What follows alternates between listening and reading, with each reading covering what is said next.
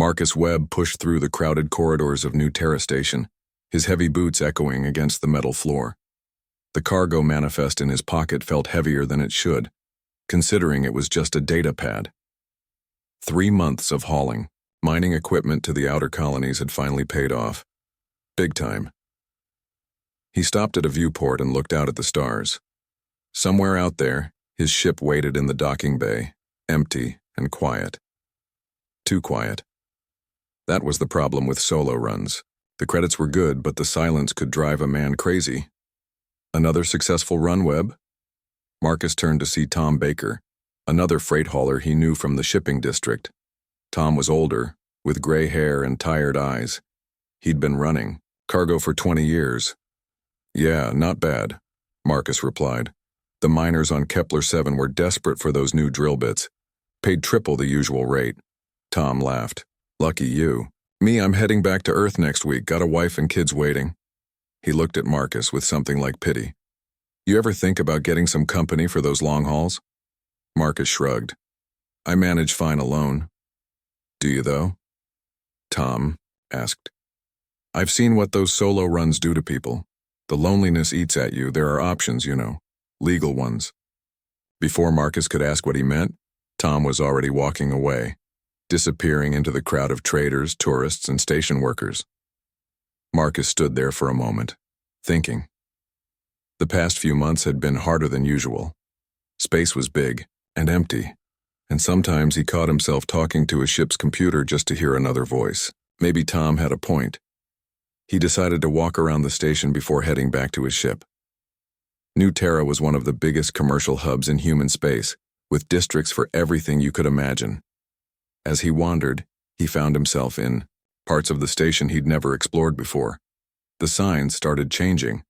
Instead of cargo services and ship repairs, he saw things like entertainment district and personal services.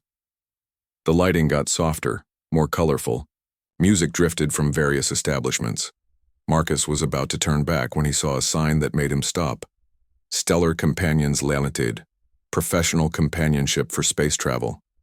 He stood there for a long moment, reading the smaller text. Below, licensed alien companions for long-distance journeys.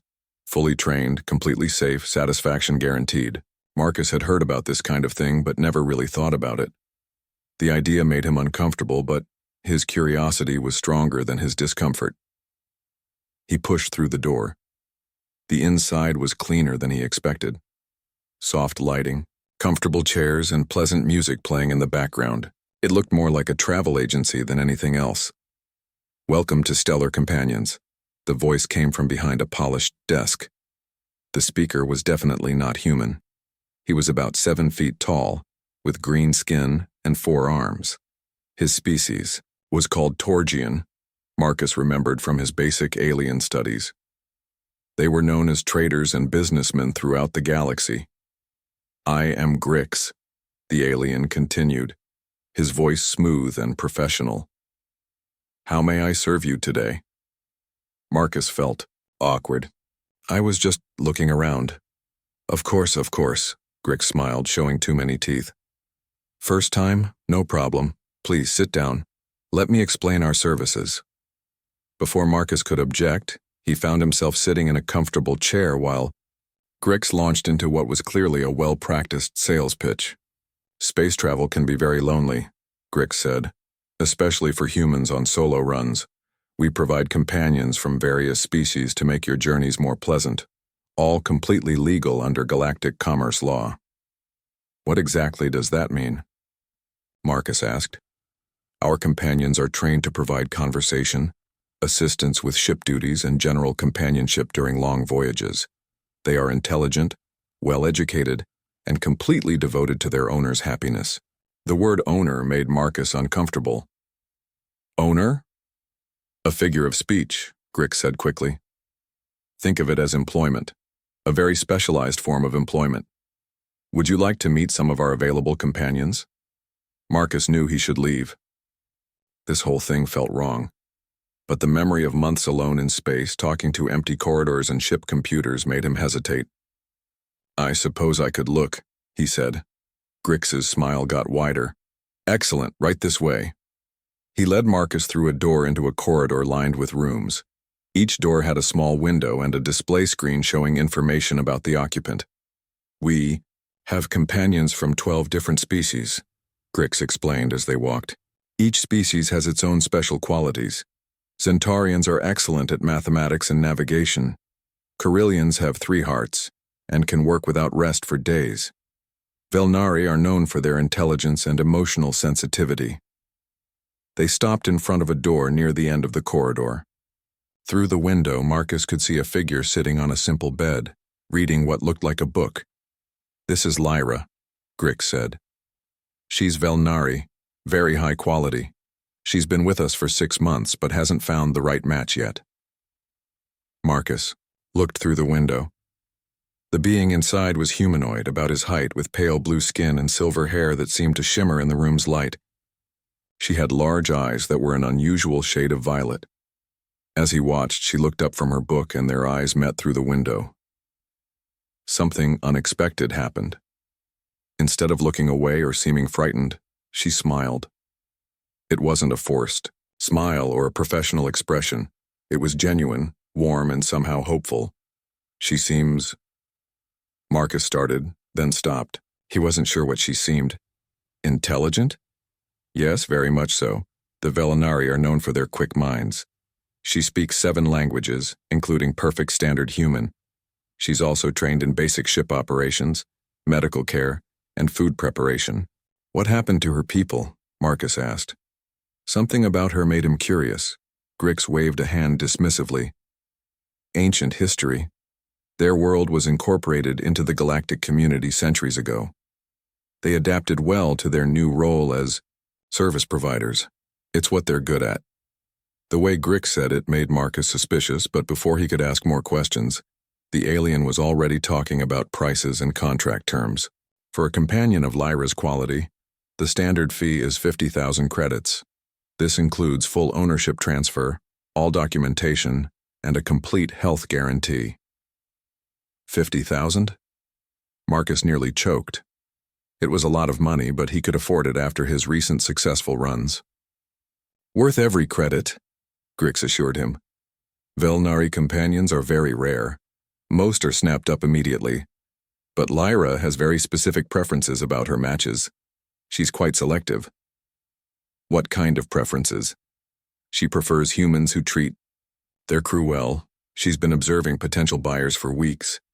Very particular about kindness, respect, that sort of thing." Marcus looked through the window again.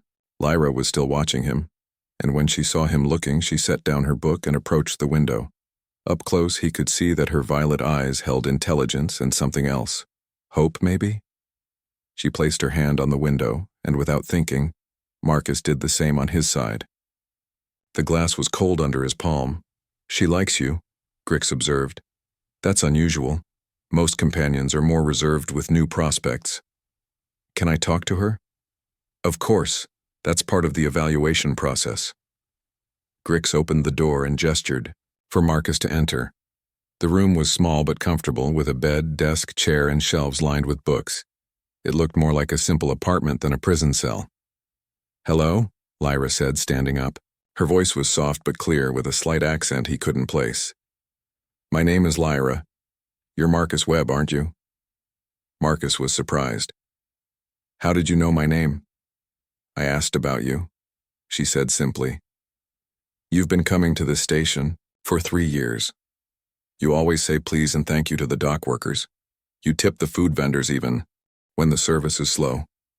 You helped carry supplies for the elderly Carillion woman who runs the flower shop on level 7.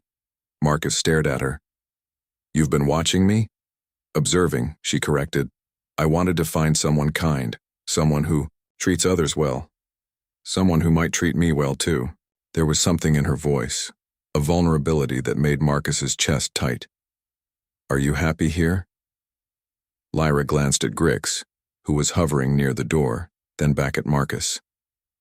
"I would be happier traveling among the stars with someone who values companionship over ownership." It was a carefully worded answer, but Marcus understood what she meant. "What do you know about space travel?" he asked. "I've studied navigation, basic ship maintenance, and emergency procedures." I can cook 17 different types of human food. I know the trade routes between all major human colonies. I can also help with cargo management and deal with difficult customers. You've studied all that? I enjoy learning, she said. Knowledge makes me feel free. The way she said free stuck with Marcus. There was longing in her voice. Excellent, Grix interrupted. I can see you two are compatible. Shall we discuss the contract terms? Marcus looked at Lyra one more time. She was watching him with those violet eyes, and he could see hope there.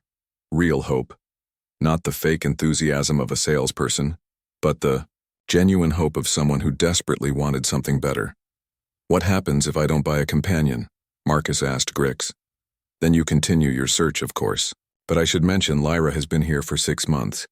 If she doesn't find a match soon, she'll be transferred to less pleasant work assignments. Lyra's face didn't change, but Marcus saw her hands tighten slightly. What kind of work assignments?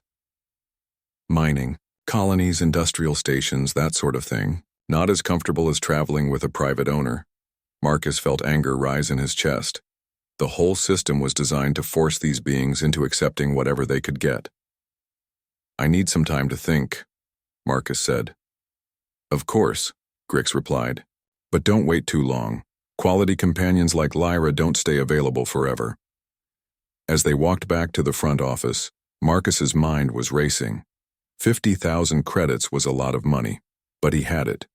The question was whether he could live with himself if he bought another sentient being. But then he thought about Lyra's eyes, the hope he'd seen there, and the alternative Grix had described. Maybe this wasn't about buying a person. Maybe it was about giving someone a better life. I'll take her, Marcus said suddenly. Grix's eyes lit up. Excellent choice. Let me prepare the paperwork. 20 minutes later, Marcus was signing documents he didn't fully understand while Grix explained contract terms and legal responsibilities. The whole process felt surreal. And here, Grix said, pointing to a line on the final document. You acknowledge that you are now the legal owner of Companion Unit Lyra, with all rights and responsibilities therein. Marcus signed his name, and 50,000 credits disappeared from his account. Congratulations, Grix said. Lyra will be delivered to your ship within the hour, along with her personal belongings and care instructions. Care instructions? Feeding requirements, medical needs, that sort of thing, standard procedure. Marcus left the office feeling like he'd just made either the best or worst decision of his life. He walked back to his ship in a daze, trying to process what he'd just done. The distant shore was a modified cargo hauler, about 40 meters long and built for efficiency rather than comfort. Marcus had bought it used 5 years ago and slowly upgraded it over time. It had a small crew quarters section with 2 cabins, though he'd never used the second one. He was running a systems check when he heard footsteps on the boarding ramp. A delivery worker appeared carrying a single bag and leading Lyra behind him. Delivery for Marcus Webb, the worker said. 1 companion unit and personal effects. Marcus signed the delivery pad while trying not to think about the phrase, companion unit. When the worker left, it was just him and Lyra standing in his ship's cargo bay. This is your ship? Lyra asked, looking around with obvious interest. Yeah, it's not much, but it's reliable. It's wonderful, she said, and Marcus could tell she meant it. I've never been on a private vessel before. She set down her bag and turned to face him. For a moment, they just looked at each other. I want you to know, Marcus said finally. I don't think of you as property. I know that's what the contract says, but I don't see it that way. Lyra's eyes widened. You don't? No. You're a person and you'll be treated like one on my ship. For a moment, Marcus thought she might cry. Instead, she smiled the brightest smile he'd ever seen. Thank you, she whispered. You have no idea what that means to me. Are you really happy about this? Marcus asked. Being here, I mean, away from the station? Yes, Lyra said without hesitation. For the first time in a very long time, I'm truly happy. I chose you, Marcus Webb, and you chose me. That's something I never thought I'd have. You chose me? I watched dozens of potential buyers over 6 months. I could have been selected by any of them. But I waited for someone kind, someone who might see me as more than a purchase. Marcus felt something shift in his chest. He'd thought he was buying a companion to ease his loneliness, but looking at Lyra's genuine happiness, he realized he might have done something much more important. "Well then," he said, "welcome aboard the distant shore. We've got a cargo run to the Vega system next week. Think you're ready for space travel?" "I've been ready my whole life," Lyra replied. As Marcus showed her to the spare cabin that would be her new home, he couldn't shake the feeling that his life had just changed in ways he couldn't even imagine yet. Lyra's happiness was infectious, and for the first time in months the silence of his ship didn't feel oppressive. It felt full of possibilities. That night, as Marcus lay in his bunk listening to the familiar hum of the ship's systems, he heard something new. Soft humming coming from the next cabin. It was a melody he didn't recognize, beautiful and somehow sad at the same time. It was the sound of someone who was truly, genuinely happy for the first time in a very long time. And despite all his doubts about what he'd done, Marcus found himself smiling as he drifted off to sleep. The distant shore left New Terra Station 3 days later, heading for the Vega system with a cargo hold full of medical supplies. Marcus had given Lyra time to settle in, but he was surprised by how quickly she made herself at home. On the first morning in space, Marcus woke to the smell of real coffee. Not the synthetic stuff from the food processor, but actual brewed coffee. He followed the smell to the ship's small galley and found Lyra cooking breakfast. "Good morning," she said, turning to smile at him. "I found coffee beans in your storage. I hope you don't mind that I used them." Marcus stared. "Where did you learn to make coffee like that?" "I studied human customs for 6 months while I waited," Lyra explained. "I wanted to be useful to whoever chose me. I learned about human food, human schedules, human preferences." She handed him a cup. The coffee was perfect, strong but not bitter, exactly how he liked it. "This is amazing," Marcus said after his first sip. "Thank you." Lyra's smile got brighter. "You're welcome. I also made breakfast. The eggs were perfectly cooked. The bread was toasted just right, and somehow she'd even managed to make the processed meat taste good." Marcus couldn't remember the last time he'd had a proper breakfast. "You don't have to do all this," Marcus said as they ate. "I mean, you don't have to take care of me." "I know," Lyra replied. "But I want to. For the first time, I can choose to help someone who appreciates it. That makes me happy." After breakfast, Marcus started his usual routine of checking ship systems. To his surprise, Lyra followed him. "May I watch?" she asked. "I studied ship operations, but I've never seen it done in practice." "Sure," Marcus said. "Actually, if you want to learn, I can teach you." For the next hour, Marcus showed Lyra how to read the navigation displays, monitor engine performance, and check cargo bay pressure. She absorbed everything quickly, asking smart questions and making connections he hadn't expected. "The plasma flow regulator is running at 87%, she observed, looking at a display screen. "Is that normal?" Marcus checked the reading. She was right, it was slightly below optimal. "Good eye. It's not dangerous, but we should keep an eye on it." "Should we adjust it now or wait until it drops further?" Marcus was impressed. Most people wouldn't even notice that reading, let alone know what it meant. "We can adjust it now," he said. "Want to learn how?" Lyra nodded eagerly. Marcus guided her through the process of fine-tuning the regulator. Her hands were steady and precise, and she understood the procedure after one explanation. "You're a natural." At this, Marcus said. "Really?" Lyra looked pleased. "On my world. Before the changes, my people were known for understanding complex systems. We were explorers and builders." "Before the changes?" Lyra's expression grew sad. "Before we became what we are now. Before we were taught that service was our only purpose." Marcus wanted to ask more, but something in her voice warned him not to push. Instead, he changed the subject. "Want to see the navigation system?" Over the next few days, their routine developed naturally. Lyra would wake early and prepare breakfast. Marcus would run his system checks while she watched and learned. They would work together on ship maintenance, and in the evenings they would talk. Marcus discovered that Lyra was incredibly well-read. She had studied human literature, philosophy, and history. She could discuss everything from ancient Earth poetry to modern engineering principles. "What's your favorite human book?" Marcus asked one evening as they sat in the ship's small recreation area. "That's hard to choose," Lyra said thoughtfully. "I love the old adventure stories, tales of exploration and discovery. But I also enjoy the philosophical works. Your species asks such interesting questions about existence and purpose." "What questions do your people ask?"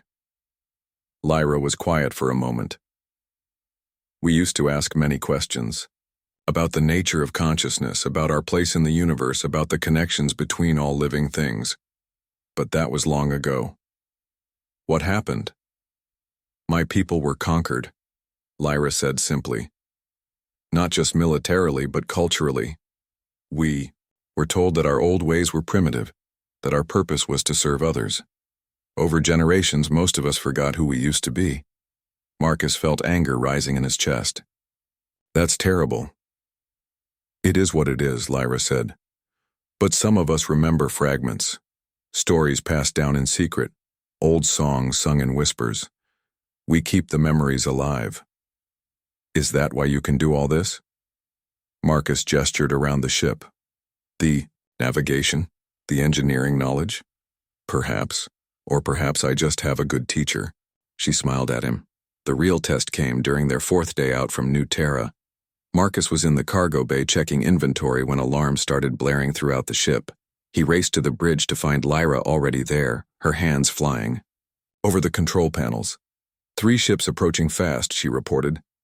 "They're not responding to hails and they're moving to intercept us." Marcus looked at the display. Pirates. He recognized the ship designs, fast raiders that preyed on Solo, cargo haulers like himself. "They'll be in weapons range in 10 minutes, Lyra said calmly. Most people would be panicking, but Lyra seemed completely focused. Marcus dropped into the pilot's seat and began evasive maneuvers. "There's an asteroid field 2 million kilometers ahead," Lyra said, studying the navigation display. "If we can reach it, we might be able to lose them." "That's too dangerous," Marcus replied. "Those asteroids are moving too fast. We'd be crushed." "Not if we time it right," Lyra said. She was already calculating trajectories on the navigation computer. "I can plot a safe path through the field." The pirate ships were gaining fast. Marcus had to make a decision. "Do it," he said. Lyra's fingers danced over the controls. Complex mathematical calculations flowed across the screen as she plotted their course through the dangerous asteroid field. "Ready," she announced. "On my mark, reduce speed to 1/4 and turn 15 degrees to port." Marcus followed her instructions exactly. The distant shore dove into the asteroid field with 3 pirate ships in pursuit. "Hard starboard in 3 seconds, Lyra called out, her eyes never leaving the display. 2, 1, now." Marcus yanked the controls. A massive asteroid tumbled past, missing them by mere meters. For 20 minutes, Lyra guided them through the deadly field with precision that amazed Marcus. She seemed to see patterns in the chaos, predicting exactly where each asteroid would be. Finally, they emerged on the far side of the field. The pirate ships had given up the pursuit after the first few near collisions. "That was incredible," Marcus said, breathing hard. "How did you do that?" "I don't know," Lyra admitted. "It felt natural, like I could see the patterns, understand the flow of the asteroids." Marcus stared at her. "That's not normal human ability. That's not even normal for most aliens." "No," Lyra agreed quietly. "It's not." That evening, as they sat together in the galley, Marcus brought up what had happened. "You saved our lives today," he said. "That kind of spatial awareness, that ability to see patterns, that's not something you learn from books." Lyra was quiet for a long time. Finally, she spoke. "My people weren't always servants," she said. "We had abilities, gifts that made us special. That's one reason we were conquered. Those in power feared what we might become." "What kind of abilities?" "Enhanced intuition, the ability to sense patterns and connections others can't see." Some of us could even sense the thoughts and emotions of others. She looked at Marcus. That's how I knew you were different. Kind. I could sense it. Marcus felt a chill. You can read minds. Not exactly. It's more like feeling the shape of someone's character, their intentions, their heart. She smiled sadly. It's why I knew you would treat me well. Are there others like you? Some. We hide what we can do. If the authorities knew, we would be sent to research facilities or worse. Lyra met his eyes. You're the first person I've shown my true abilities to. Marcus was quiet, processing this information. Everything made more sense now. Her intelligence, her uncanny ability to know what he needed, her navigation skills. I'm honored, he said finally, that you trust me enough to show me who you really are. You gave me something I thought I'd lost forever, Lyra replied. Hope. The chance to be myself. To use my abilities to help someone who values them. Your abilities are amazing, Marcus said. You shouldn't have to hide them. Maybe someday. I won't have to, Lyra said. Maybe someday my people can be free to be what we truly are. As Marcus went to sleep that night, he realized that his simple cargo run had become something much more complicated. He hadn't just bought a companion, he'd become part of something larger, something that might change both their lives in ways he couldn't imagine. And surprisingly, that didn't scare him. It excited him. 3 months passed as Marcus and Lyra worked together on cargo runs across human space. Their partnership grew stronger with each job. Lyra proved invaluable. Her navigation skills helped them avoid dangerous routes.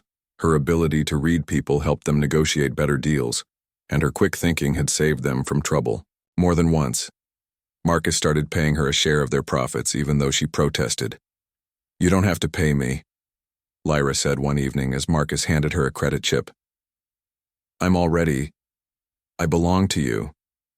No, Marcus said firmly. You work, you get paid. That's how partnerships work. Lyra stared at the credit chip in her hand like it was a precious jewel. I've never owned money before, she whispered. Well, now you do. It's yours to spend however you want. The concept seemed to amaze her. She spent hours looking at the credit chip, turning it over in her hands as if she couldn't believe it was real. Their cargo run to the Mars colonies was routine until they docked at Olympus Station. Marcus was finalizing delivery paperwork when he noticed Lyra staring out a viewport at the red planet below. I've read about Mars, she said softly. The first planet humans transformed. You made a dead world bloom with life. It took 300 years, Marcus replied. A lot of hard work and determination. Your species never gives up, does it? Even when something seems impossible. Marcus studied her profile. Is that how you see us? Stubborn? Hopeful, Lyra corrected. You see problems as challenges to overcome, not facts to accept. It's inspiring. During their stay on Mars, Marcus made a decision that surprised even himself. He sent a message to his sister Emma on Earth. I'm bringing someone to meet you, he told her over the comm. A friend.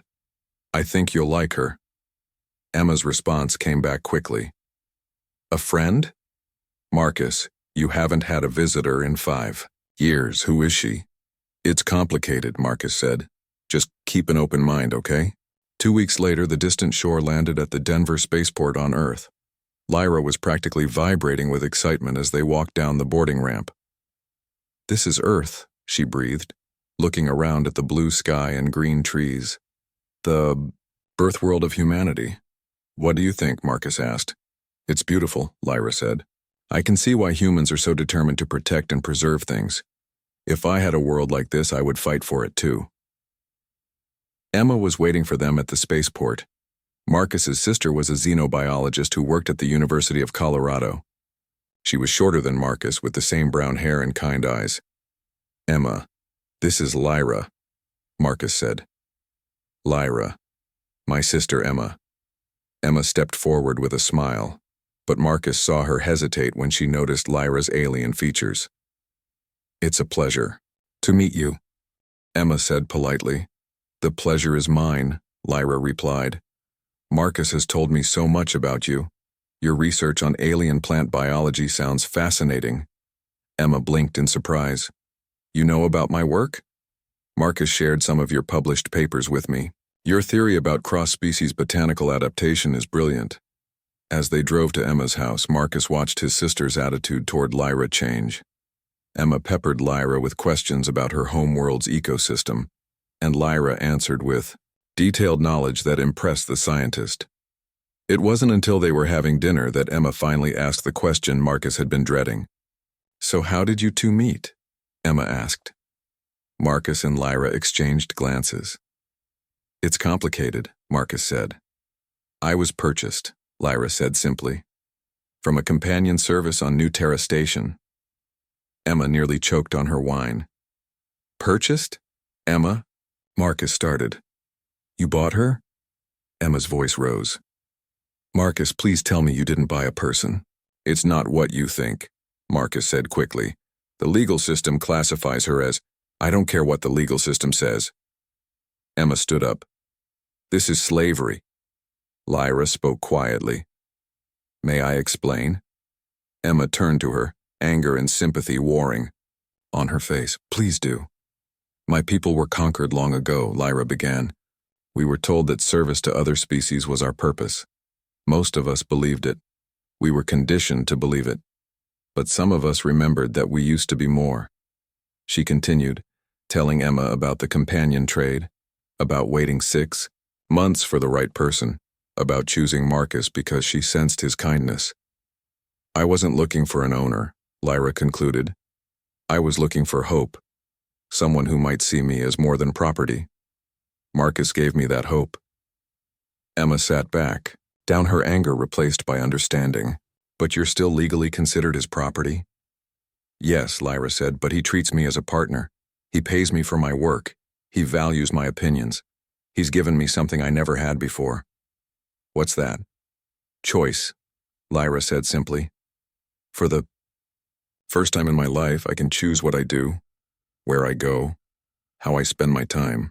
That's a kind of freedom I never knew existed." Emma looked at Marcus. "And you're okay with this legal arrangement?" "No," Marcus said. "I hate it. But the system is what it is. I can't change galactic law." "Actually," Emma said thoughtfully, "you might be able to. Human colonial courts have been slowly recognizing alien rights. There have been a few cases where non-humans were granted legal personhood." "Really?" Lyra leaned forward, eyes bright with interest. "It's complicated and expensive," Emma warned. "But it's possible. The key is proving sapience and the ability to make independent choices." Over the next week, Emma showed them around Earth. They visited museums, art galleries, and universities. Lyra absorbed everything with wonder and joy. She was particularly fascinated by human history. "Your species overcame so much," she said as they stood in a museum dedicated to human rights movements. "Slavery, discrimination, oppression. You fought for freedom and dignity for all people." "It took a long time," Emma said, "and we're still not perfect, but we keep trying to do better." "That's what gives me hope," Lyra said. "If humans can evolve, beyond seeing others as property, maybe the rest of the galaxy can too." That evening, as they sat in Emma's garden watching the sunset, Emma brought up the legal option again. "I've been doing research," she said. "There's a Xena rights lawyer in New Geneva who specializes in personhood cases. Her name is Dr. Kate Walsh. She's had some success with similar situations." "What would it involve?" Marcus asked. "Testimony, psychological evaluation, demonstration of independent thought and choice. It's not easy, but Lyra clearly qualifies." Marcus turned to Lyra. "What do you think?" Lyra was quiet for a long time.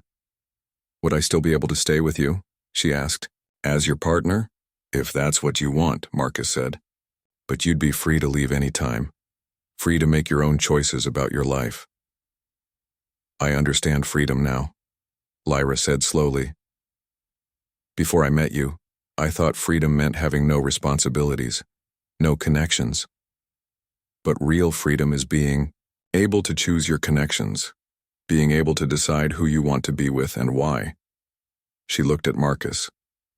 I choose to stay with you, not because I have to, but because I want to. Because we're good together. Because what we have is built on respect and partnership, not ownership. So you want to try for legal recognition? Emma asked. Yes, Lyra said firmly. Not just for me, but for others like me. If I can prove that my people are persons, not property, maybe others will have hope too. Marcus felt pride swell in his chest. Then we'll do it, whatever it takes. Emma smiled. I'll contact Dr. Walsh tomorrow. As they prepared to leave Earth the following week, Emma pulled Marcus aside. She's remarkable, Emma said. Intelligent, kind, strong. I can see why you care about her. She's my partner, Marcus said. My friend. She deserves to be free. You realize this could get complicated? Fighting the legal system? Challenging established practices? Marcus looked at Lyra, who was saying goodbye to Emma's neighbor's children. She had spent hours the day before teaching them about different star systems, and they adored her.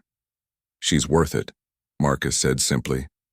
Good, Emma replied, because something tells me this is going to be bigger than just one person's freedom. This could change things for a lot of people. As the distant shore lifted off from Earth, Marcus felt like they were starting a new chapter, not just in his and Lyra's relationship, but in something larger, something that might matter to beings across the galaxy.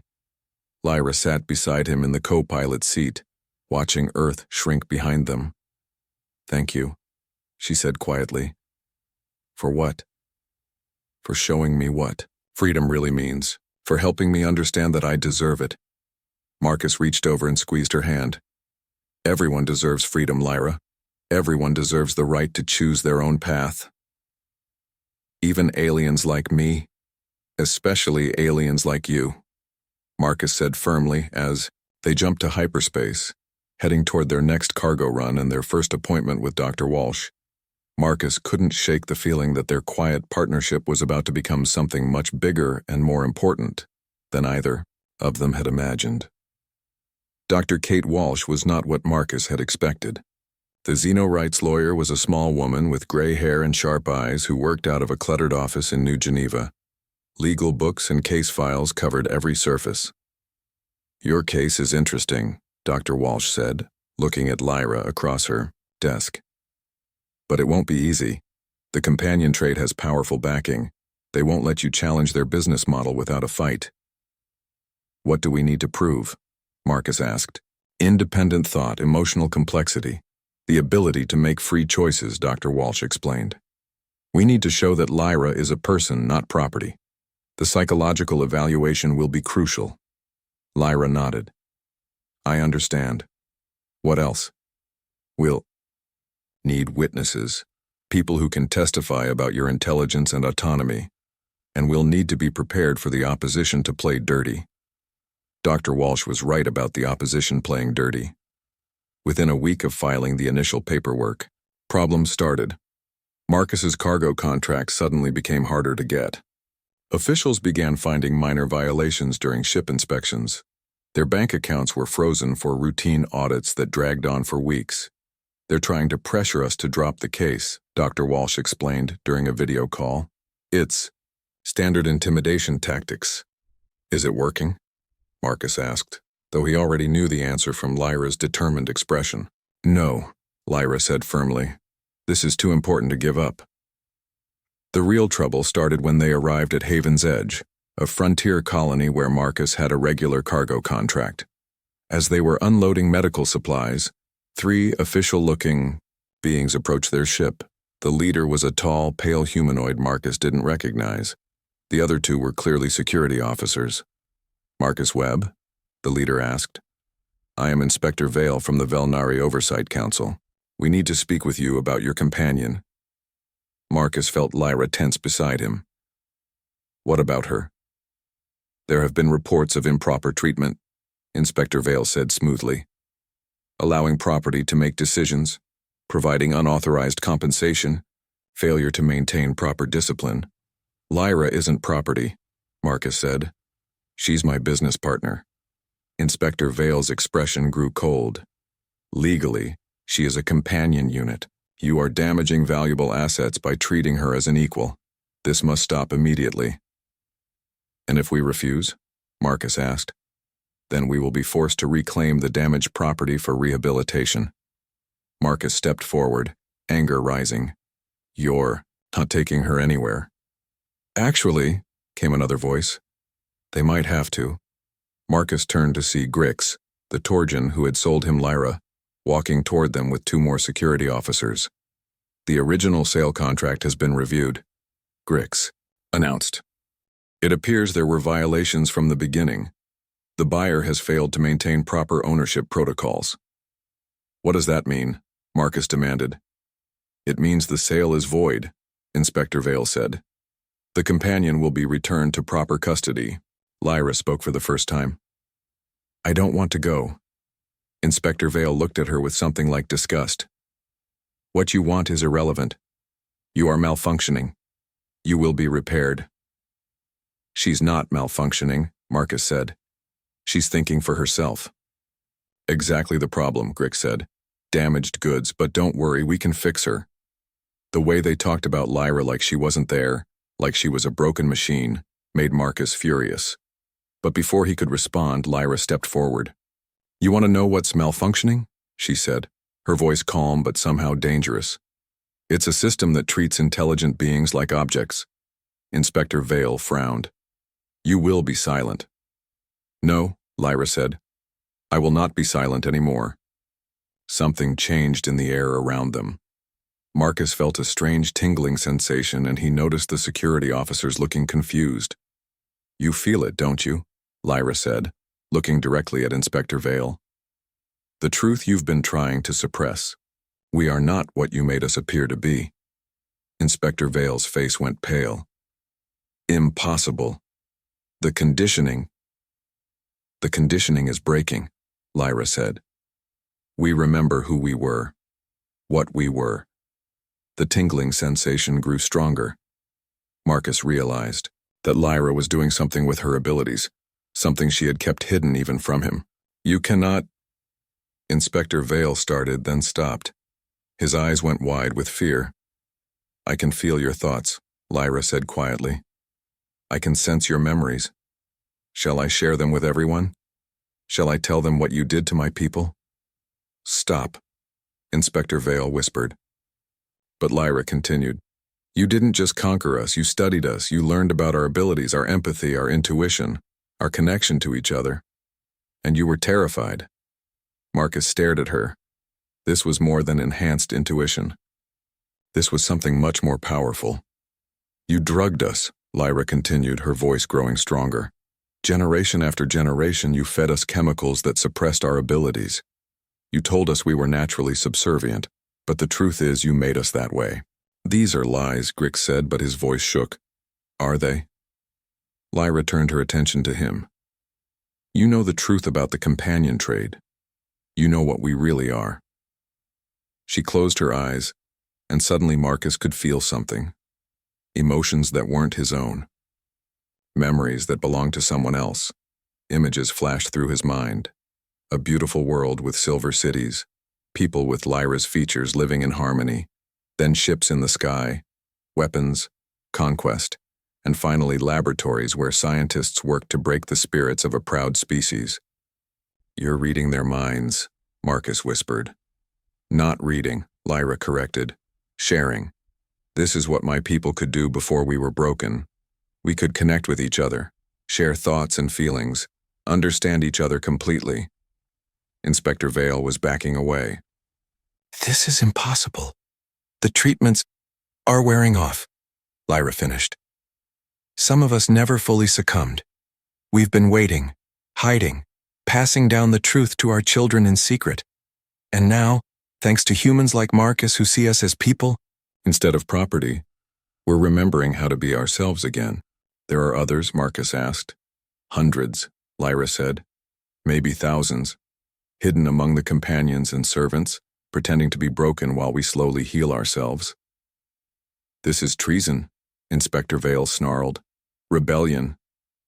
"This is freedom," Lyra replied. Suddenly the security officers stepped away from Inspector Vale and Grix. Marcus realized they were also Velnari, disguised to look like other species.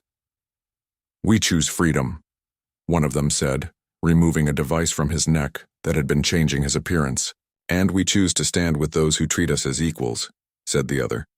Inspector Vale looked around in growing panic. "This cannot be happening."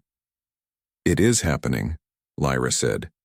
"And it's happening because one human decided to treat me with kindness instead of cruelty. Because he saw a person where others saw property."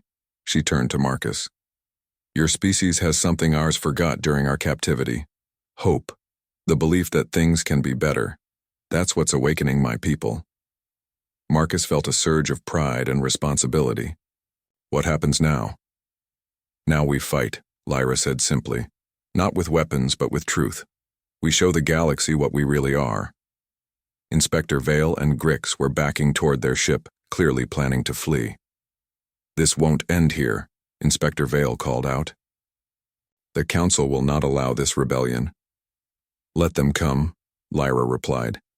"We're not hiding anymore." As their enemy's ship lifted off, Marcus turned to Lyra. "Are you ready for what comes next?" "I've been ready my whole life," she said. "But I couldn't do it alone. I needed someone who believed in me first." Marcus took her hand. "I believe in you. I believe in your people. And I believe we can win this." "We?" Lyra smiled. "Humans don't abandon their friends," Marcus said. "If you're fighting for freedom, then so are we." Lyra's smile grew brighter. "Then we have a real chance, because if there's one thing I've learned about humans, it's that you never give up when you're fighting for what's right." As they prepared to leave Haven's Edge, Marcus realized their quiet legal case had just become something much bigger. This wasn't just about one companion's freedom anymore. This was about the liberation of an entire species.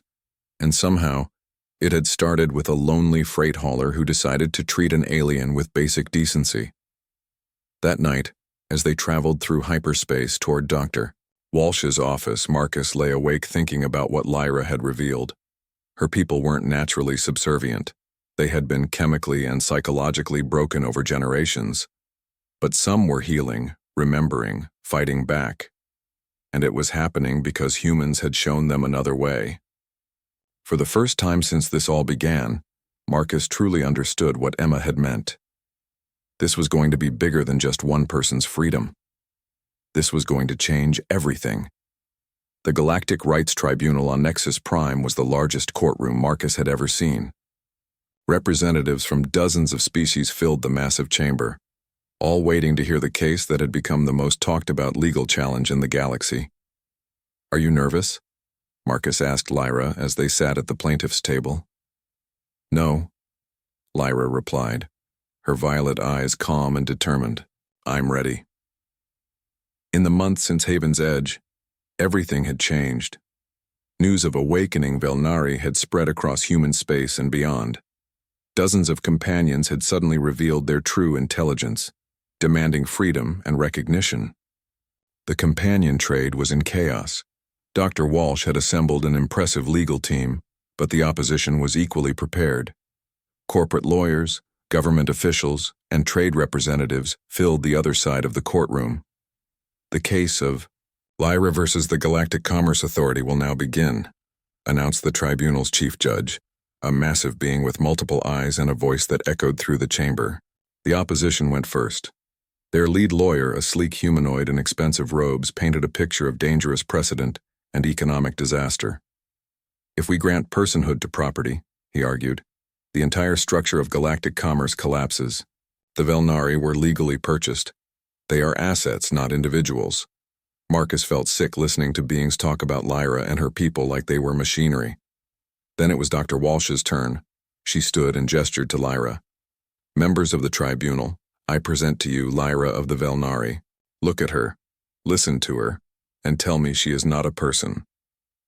Lyra rose and walked to the center of the chamber. Every eye in the room focused on her. "My name is Lyra," she began, her voice clear and strong. "I was born on a world called Veltar, though I have never seen it. I was told that my people were naturally suited for servitude, that we existed to serve others. I believed this lie for most of my life." She paused, looking around the room.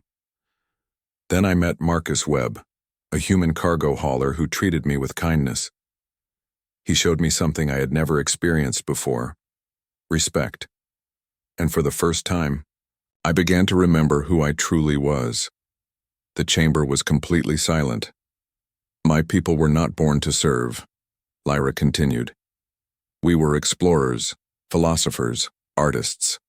We had abilities that connected us to each other and to the universe around us. But those abilities made others fear us, so they broke us. Generation by generation, they fed us drugs and lies until we forgot our own worth." She closed her eyes, and suddenly Marcus felt the familiar tingling sensation. Around the room, beings shifted uncomfortably as they sensed something in the air. "I can feel your emotions," Lyra said softly. "Your fears, your hopes, your capacity for both cruelty and kindness. This is not magic or technology. This is simply what I am, what my people are." She opened her eyes and looked directly at the judges. "Ask yourselves, does a mere object feel fear? Does property dream of freedom? Can a tool choose love over duty?" The opposition lawyer jumped up. "This is manipulation. She's using alien mind tricks." "I'm sharing truth," Lyra replied calmly. "Something your people have tried to hide for centuries." Dr. Walsh called her first witness Marcus. "How did you meet Lyra?" she asked. Marcus stood and told his story. How lonely he had been. How he had wandered into that companion shop. How Lyra's genuine happiness had surprised him. "She wasn't acting like property," Marcus explained. "She was choosing. She had observed me for weeks, waiting for someone she thought might treat her well. That's not the behavior of an object. That's the behavior of a person making decisions about her own life." The questioning continued for hours. Marcus described their partnership, their adventures, the way Lyra had saved their lives with her navigation skills. "She's not my property," Marcus concluded. "She's my friend, my partner, my crewmate. She stays with me by choice, and she could leave by choice. That's what freedom means." Emma testified next, explaining the psychological evaluations that had proven Lyra's intelligence and emotional complexity. Then came other humans who had formed relationships with Velnari companions, all telling similar stories of awakening and choice. But the most powerful testimony came from the Velnari themselves. One by one, companions who had hidden their true nature for years stood before the tribunal. They spoke of their real memories, their suppressed abilities, their dreams of freedom. Some had been servants for decades, pretending to be simple while secretly maintaining their culture and identity. "We are not asking for charity," said an elderly Velnari who had worked in a mining colony for 30 years. "We are demanding recognition of what we have always been: people." The opposition fought back hard. They brought in scientists who claimed the Velnari were naturally subservient, economists who predicted galactic collapse if the companion trade ended, and officials who insisted the current system was for everyone's benefit. But their arguments crumbled when Lyra took the stand again. "You speak of economics and tradition," she said, addressing the opposition directly. "But you ignore the most basic truth. We are alive. We think, we feel, we choose. You cannot own a person, no matter what your laws say." She turned to the tribunal. "I was purchased by Marcus Webb, yes, but he did not buy a slave. He rescued a person. He showed me that I had value beyond my usefulness. He gave me hope." The chamber erupted in discussion. Some beings argued angrily, others nodded in agreement. The judges called for order. "The evidence is clear," Lyra continued when silence returned. "My people are not property. We never were. We were simply broken and told we were worthless, but we are healing now, remembering who we are. And we will not be silent anymore." The final testimony came from an unexpected source, one of the original overseers who had helped suppress the Velnari centuries ago. Ancient and dying, he had asked to speak. "We were afraid," he admitted, his voice barely a whisper. "The Velnari were too perfect, too connected, too wise. We feared they would make us obsolete. So we broke them, told ourselves it was for the greater good. But we were wrong. We committed a crime against an entire species." The courtroom fell completely silent. "They are not servants," the old overseer concluded. "They are teachers, and we destroyed them because we were too proud to learn." The tribunal deliberated for 3 days. When they returned, the chief judge spoke to a chamber packed with beings from across the galaxy. After careful consideration of all evidence and testimony, this tribunal rules that the Velnari people are indeed sentient, beings with full rights to personhood. The companion trade as it currently exists is hereby declared a violation of Galactic sapient rights law. The chamber exploded in noise. Some beings cheered, others protested angrily. But Marcus only watched Lyra, who stood perfectly still with tears running down her face. "We won," she whispered. "You won," Marcus corrected. "You and your people." The ruling's effects were immediate and far-reaching. Human space immediately offered sanctuary to any Velnari seeking freedom. Other species began questioning their own treatment of alien workers and servants. The companion trade collapsed overnight as dozens of species were revealed to be far more intelligent than anyone had realized. But the most important change was smaller and more personal. 6 months later, Marcus and Lyra stood on the bridge of their ship, now officially registered as the Distant Shore Partnership, preparing for another cargo run. But this run was different. They carried supplies to newly established Velnari colonies, and their crew included 3 other freed companions who had chosen to work with them. "Any regrets?" Marcus asked Lyra as they prepared to jump to hyperspace. "About what?" "Staying with me. You could go anywhere now, do anything. Lead your people, explore the galaxy, anything you want." Lyra smiled. "I am doing what I want. I'm working with my chosen family, helping my people build new lives, exploring the stars with someone who sees me as an equal. What more could I ask for?" "You really are happy, aren't you?" "Truly happy," Lyra confirmed. "For the first time in my life, I'm exactly where I choose to be." As they jumped into hyperspace, Marcus reflected on how much had changed since that day he'd wandered into a companion shop out of loneliness. He had thought he was buying some company for his cargo runs. Instead, he had helped free an entire species. "Marcus," Lyra said, pulling him from his thoughts. "Yeah? Thank you. For seeing me as a person when no one else would." Marcus squeezed her hand. "Thank you for showing me what real partnership looks like."